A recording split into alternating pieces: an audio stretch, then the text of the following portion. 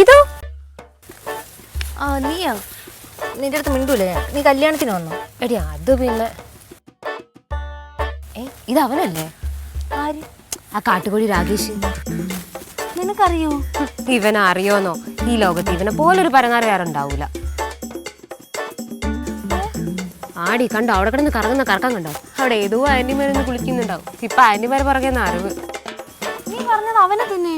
എടി ആ പശു നോക്കിയ തലയുള്ള ആ ചുവന്ന ടീഷർട്ട് ഇല്ലേ, അവൻ തന്നെ. കണ്ടോ നിന്ന് കറങ്ങുന്ന കറക്കം കണ്ടോ?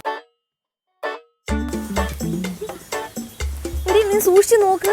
അവനാടി അവൻ തന്നെ. ഈ ഇടയ്ക്ക് കല്യാണം എന്തോ ആയെന്നൊക്കെ പറയുന്നതായിട്ട്. ഏത് പാവപ്പെട്ടവളാണോ ആവോ.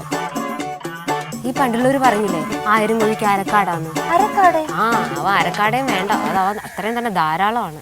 അത്രയ്ക്ക് വൃത്തിയായിട്ടവനാ. വീട്ടിൽ കയറ്റം കൊള്ളൂല. വീടിന്റെ അകത്തല്ല, വീടിന്റെ പരിസരത്ത് പോലും അടുപ്പിക്കാൻ കൊള്ളാത്ത ഐറ്റവാ.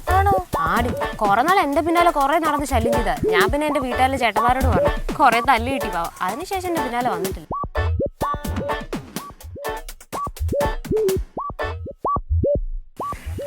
ദേ ഇങ്ങോട്ട് വരുന്നുണ്ടടി. ഞാൻ പറഞ്ഞില്ലേ പെണ്ണിനെ കണ്ട് അവിടെ വരുമെന്ന്. ഇങ്ങോട്ട് നടന്നു വരുന്നുണ്ടല്ലേ. നിന്നെ വളയ്ക്കാനാണെന്നാ തോന്നണ.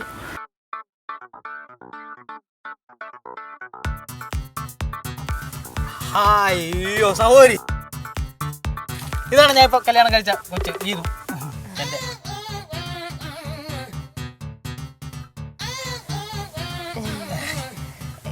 കല്യാണം കഴിഞ്ഞല്ലേ?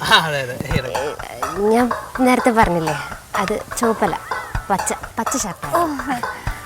അപ്പൊ എനിക്ക് കുറച്ച് തിരക്ക്. ഹാപ്പി മാരേജ് എന്റെ അടുത്ത് പറഞ്ഞില്ലേ? പറഞ്ഞിട്ടുണ്ട് കിട്ടിക്കൾ.